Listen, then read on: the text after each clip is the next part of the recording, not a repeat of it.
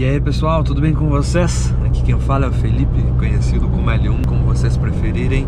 E hoje, a bordo do Chevrolet S10 2.5 aspirado 4x4, versão LTZ, modelo 2022, irei compartilhar com vocês uma pequena viagem que eu decidi fazer de última hora. Alterei o roteiro antes de iniciar as gravações. Confesso que eu tenho um pequeno toque quando faço isso, porque eu prefiro 1000 vezes antes de fazer as viagens traçar uma rota para não ficar perdendo tempo. Então eu gosto de fazer como se fosse um trilho, ponto A, ponto B, ponto C, ponto D, seguindo um caminho único para não ficar, eu começo aqui, vou para lá, depois volto. Espero conseguir aproveitar essa viagem e também compartilhar algumas dicas úteis com vocês e principalmente algumas paisagens. Dessa vez rumo a Campinas. Consultei o queridíssimo amigo Google e cheguei em um site que se chama Wikiloc. Eu já tinha visto algumas vezes, mas nunca me aprofundei, pesquisei mais dentro dessa plataforma, desse site. E hoje eu bati o olho, eu vi uma rota. Basicamente existem alguns usuários que se cadastram e compartilham algumas dicas de trilhas, caminhadas mesmo, off-road. Então eu achei um site bem interessante, e o que mais me chamou a atenção é que ele tem um menu com uma grande maioria das cidades interioranas de São Paulo, então em ordem alfabética. Por exemplo, tem trilhas em Araçariguama, trilhas em Jundiaí, trilhas em Campinas. Eu cliquei em Campinas e achei uma interessante, que é Campinas a Jaguariúna, visitando algumas estações da Companhia Mogiana. Eu falarei mais sobre ela no decorrer do vídeo. Claro, algumas informações bem básicas, até porque eu não tive muito tempo de pesquisar, me aprofundar no assunto, mas eu conheço um pouquinho porque eu já fiz algumas pequenas viagens, alguns pequenos roteiros no interior de São Paulo, onde passei em determinados pontos por essa ferrovia mogiana, e é legal porque aqui em São Paulo também é bem conhecida a São Paulo Railway, que basicamente foi ali no período que a colheita, o escoamento do café estava no auge. Inclusive, para quem tiver curiosidade, tem um vídeo sobre Jundiaí, uma viagem que eu fiz, em Paranapiacaba também, que sempre abordo de forma bem pequena mesmo, um pouquinho dessas ferrovias aí. E eu achei até interessante porque recentemente eu estava lendo alguns comentários e um canal que, pelo que eu pude notar, é muito fanático por trilhos, trens, ele sabe todos os códigos e tudo mais, comentou, me explicou sobre uma locomotiva a vapor que foi importada no ano tal, que foi utilizada até o ano tal, que foi adquirida pela FEPASA e tudo mais. Eu achei bem legal a história. Bem pessoal, falando um pouquinho sobre o S10, eu já tive a oportunidade de testar a versão turbo diesel com motorização 2.8, a versão LT com câmbio manual. Confesso que eu, Felipe, tenho preferência, ainda mais tratando-se de caminhonete, de picape, por essas que possuem a transmissão manual. Acho que torna a direção, a condução muito mais divertida, porque, por exemplo, quando você pega um fora de estrada, você consegue fazer algumas brincadeiras, né? Os famosos embrajões, de tentar dar algumas escapadinhas, e isso me diverte muito. A grande diferença entre essa e a outra que já tem aqui no canal, inclusive eu deixarei linkado na descrição alguns vídeos que eu gravei com ela, detalhes internos, externos. Eu fiz uma trilha até Pedra Grande em Atibaia que foi bem legal. legal, até recomendo para quem queira e curta fazer esse tipo de passeio. Gostei bastante. A grande diferença é a motorização e o câmbio. O que eu pude perceber até o momento é que o motor aspirado, esse 2.5, quando comparado com o diesel em velocidade cruzeiro, ele é muito mais silencioso, não transmite tanto o ruído aqui para o habitáculo. Eu percebi que é um motor muito mais elástico, óbvio, né? Olha a Tucson dando aquela acelerada, deu para ouvir o ronco aqui.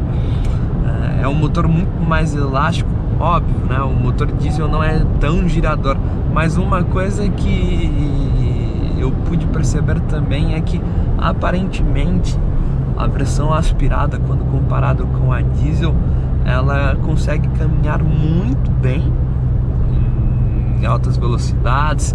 Até é legal comparar o 0 a 100, se vocês pegarem a ficha técnica da versão diesel e comparar com essa versão aspirada com motorização 2.5, vocês poderão perceber que o 0 a 100 da versão aspirada é um pouquinho mais ligeira, um pouquinho mais rápido, é até interessante. Mas eu, Felipe, confesso para vocês que eu acho a versão diesel mais divertida por conta da entrega do torque. Esse carro aqui, os números frios, basicamente consiste em 206 cavalos abastecido no etanol, combinado com 27,3 kg de torque, 197 na gasolina e 26,3 kg de torque. Já se pegarmos a versão 2.8 turbo diesel, vocês poderão perceber que a cavalaria é um pouco menor, 200 cavalos, é uma diferença de 6 cavalinhos, mas a grande diferença e que faz total mudança na tocada do carro é o torque. No turbo diesel são 50 kg de torque, então a patada, a grudada no banco é muito mais intensa. É claro que o período é muito curto dessa patada, porque no final das contas a patada virá entre 2,5 a 3.500 mais ou menos, ainda mais observando nessa nova atualização do motor 2.8. Recentemente eu testei o Trailblazer, que basicamente é bem semelhante à caminhonete S10, exceto a parte traseira, né? Porque o Trailblazer é engraçado porque até a metade do carro é idêntico, o chassi, e a parte traseira tem a diferença por conta da suspensão, das molas em si, enquanto o S10 possui feixe de mola. Então, nesse tipo de situação, ainda mais observando se está com carga ou sem carga, é aquela caminhonete que tende a ficar quicandinho, que a gente brinca, né? Que fica pulando um pouquinho mais, não é tão confortável assim para o uso. Muito diferente quando comparado com o Trailblazer. Eu me apaixonei por aquele carro, achei sensacional, pessoal. Um outro carro que eu tenho muita curiosidade em testar, que eu acho que é até muito injustiçado, é o Nissan Frontier, porque ele é uma caminhonete, chassi e tudo mais, mas a parte traseira tem molas, e eu já tive a oportunidade de andar, eu achei muito confortável, e eu queria tentar conseguir uma oportunidade para trazer para vocês e compartilhar um passeio também. Certo? Faltam 46 quilômetros até essa primeira estação que eu citei, estação Anhumas.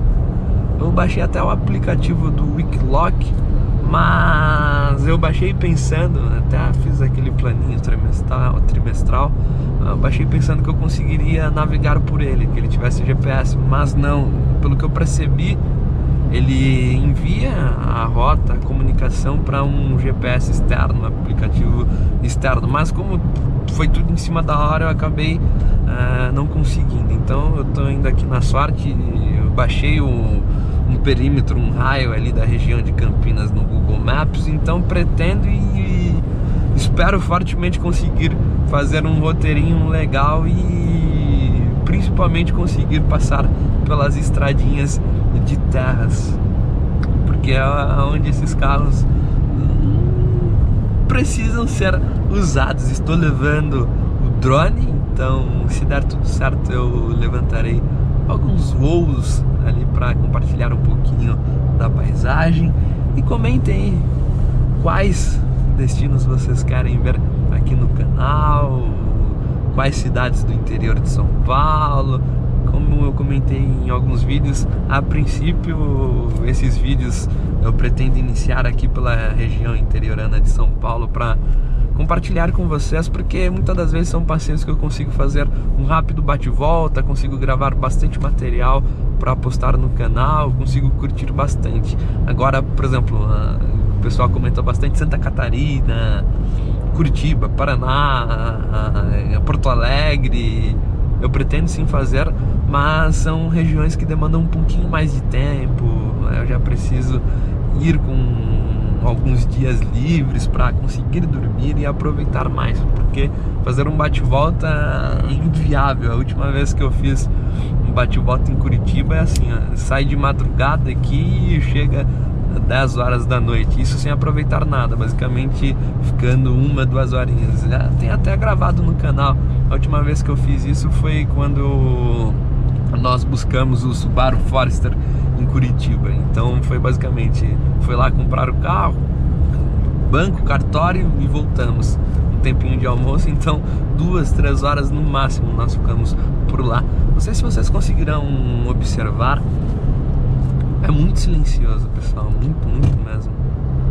Isso é legal para quem curte um carro mais silencioso, que faz longas viagens. É que você, com os vidros fechados, ar-condicionado ligado, que por sinal é muito bom, tem até um visorzinho aqui, um ar-condicionado digital, ouvindo uma música, você não ouvirá nada, exceto, claro, se você, por exemplo, andar com um giro muito alto, dar kickdown e tudo mais. Esse vídeo eu pretendo gravar, estender um pouquinho, porque vocês me pedem bastante para gravar vídeos mais longos, principalmente em estrada, batendo esse papo com vocês, falando sobre o canal, sobre o carro em si que eu estou a bordo, sobre os carros que eu vejo durante o percurso. Então eu tentarei estender um pouquinho e comentem aí se vocês querem mais vídeos desse estilão. É engraçado porque é nítida a diferença de torque, né? Ainda mais observando que esse carro tem quase 2 toneladas. Kickdown.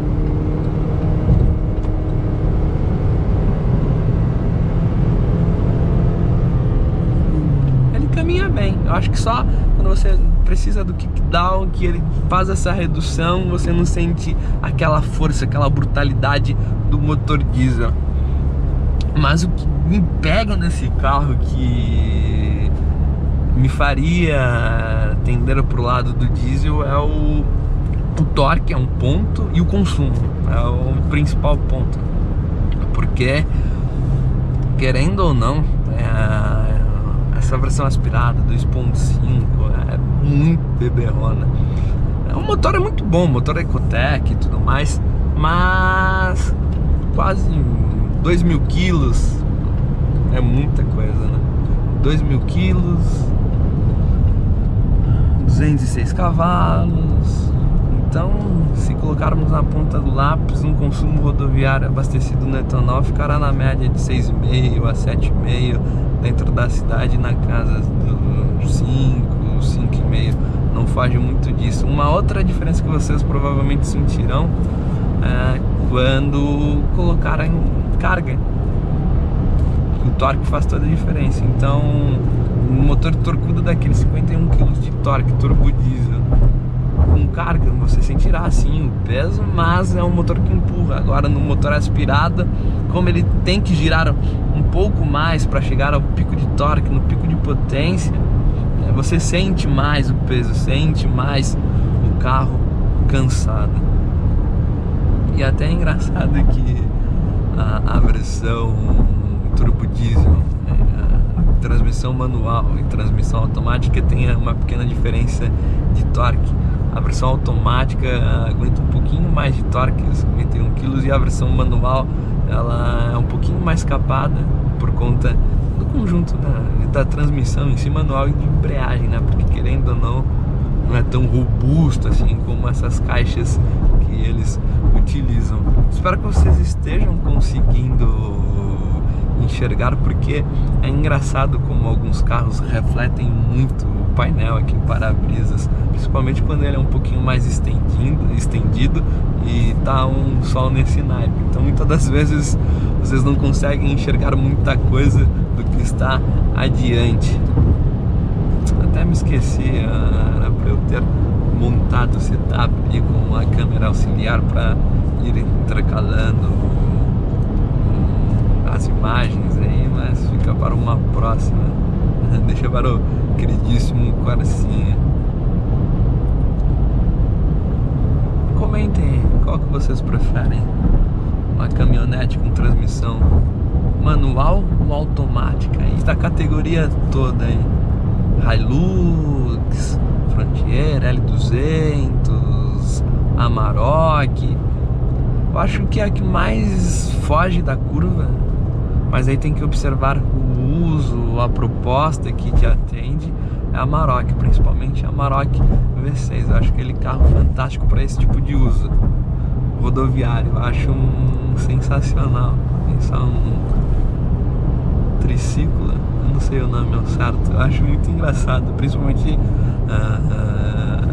sendo usado dentro da cidade, porque eu acho que não faz muito sentido dentro da cidade, claro, exceto para quem usa para passeio, quer dar um rolezinho em finais de semana, porque usar de forma diária dentro da cidade é estranho, porque você não tem a segurança do carro, é a mesma segurança de uma moto, e você não tem a agilidade, a utilidade, a facilidade de uma moto normal, que você passa em lugares mais apertados, corredores, tudo mais. Basicamente você fica entre os carros. Esse multimídia é muito bom, ainda mais que ele tem esse aspecto fosco. Quero um farolzinho aqui, ó, que tal?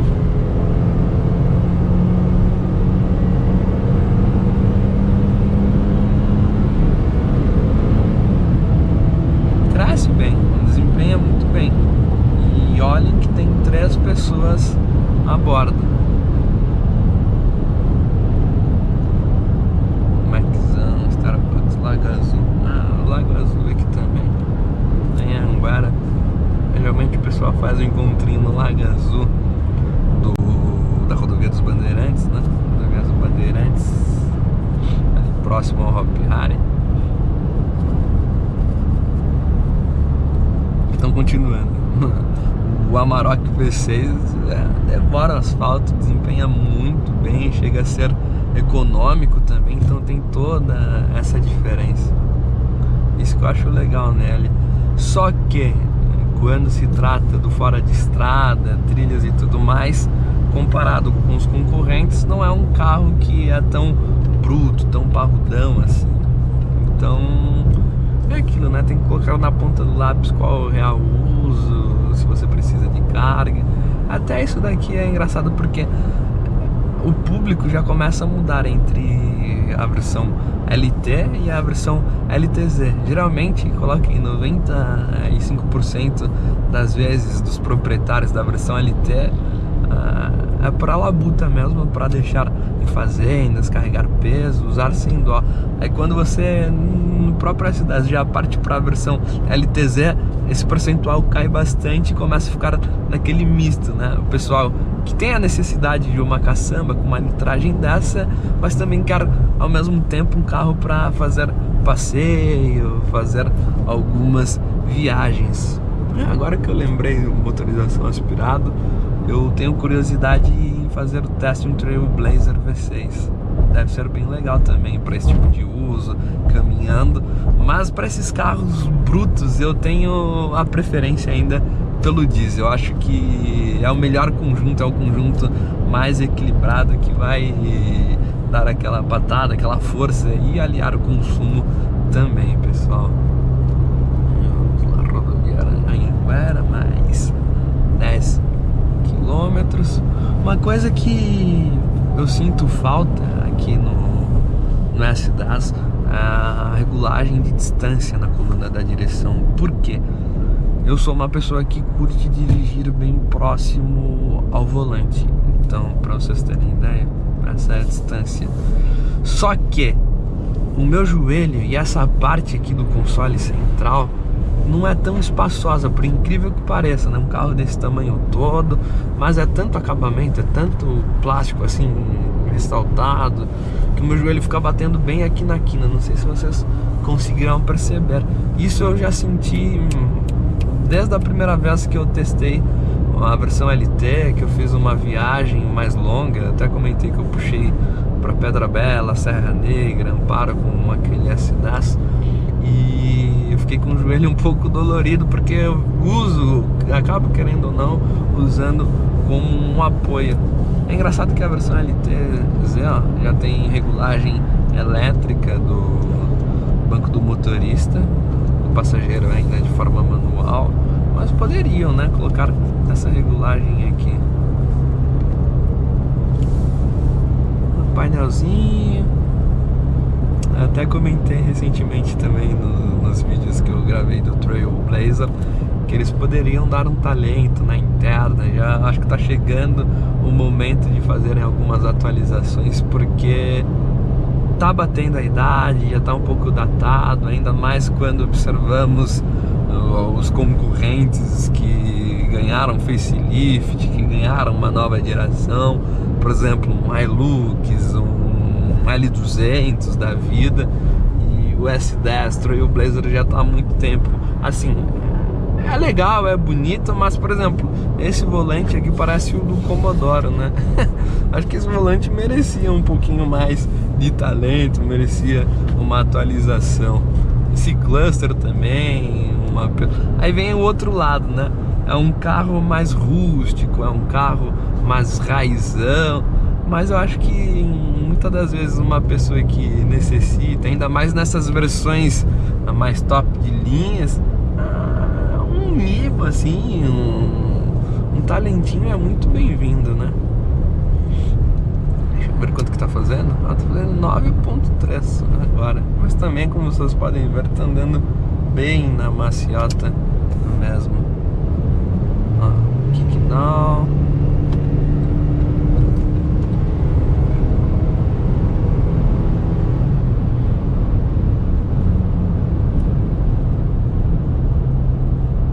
E pra quem for da região e ficar registrado, o meu salve, ó, tô passando agora por Vinhedo, próximo a Valinze.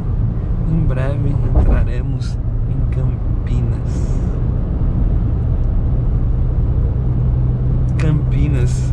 Tem até um vídeo aqui no canal que eu vim com meu primo quando ele comprou o quadrado turbo dele, estava aqui, nós buscamos em Campinas. Eu gravei um vlogzinho da primeira puxadinha na estrada, e hoje em dia tá muito diferente o Goletão.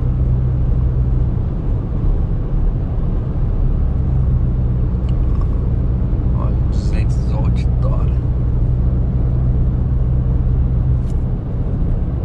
Bem silencioso. Outra coisa que confesso que eu curto nesse carro, e curti bastante nos outros também, que basicamente é a mesma coisa, é o rádio. Por mais que não seja um rádio assinado, o MyLink é muito intuitivo, interface muito boa, o sistema, a tela em si, a sensibilidade do toque e tudo mais, e os alto-falantes que eles utilizam, porque através do multimídia você consegue fazer uma ótima equalização, e esses alto-falantes eles proporcionam um grave muito bem acentuado. Nossa, mas é aquilo, né? É o que eu sempre bato na tecla e falo: carros que não possuem propostas esportivas, que são mais letárgicos, se assim eu posso dizer, eu prefiro 1000 vezes com câmbio manual, porque basicamente você fica aqui, ó, só com o pezão no acelerador, aqui na direção, e quando pega uma estrada como essa, que é mais reta, você acaba não se empolgando tanto quanto, por exemplo, andar em uma rodovia Fernão Dias com um carro com câmbio manual. Não precisa nem ser um carro esportivo, qualquer carro mais convencional, né? Ah, ele tem também o alerta de permanência em faixa, tem um alerta aqui, um sinal vermelho, alguns LEDs que quando você se aproxima a algum carro que está à frente, por exemplo, aqui, não sei se ele fará agora, só porque eu estou falando ele não vai fazer, né? Mas basicamente quando o carro à frente diminui a velocidade de uma forma mais brusca, ele emite um aviso sonoro, e esse gráfico também, ele dá aquela piscadela na luz vermelha e reflete aqui no para-brisas. Ó, cuidado aí, hein?